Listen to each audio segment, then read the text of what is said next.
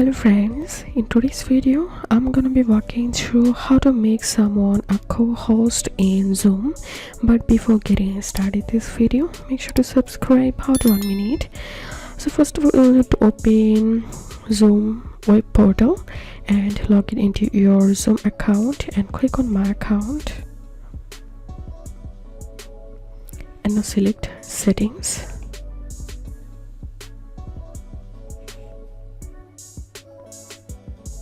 And make sure to select the meeting tab and now press Ctrl F from your keyboard, and in the search box type co-host, and here you'll find this co-host option. So all you have to need just toggle on this, and after that open your Zoom client and start a meeting or host a meeting here, and here you'll find this manage participants option. So click on that and click on this more icon and click on make co-host and click on yes.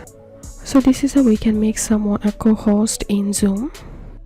If you think to see more Zoom videos, please check the links in descriptions. If this video helped you, give a thumbs up and please consider subscribe to How to 1 Minute. Thank you for watching.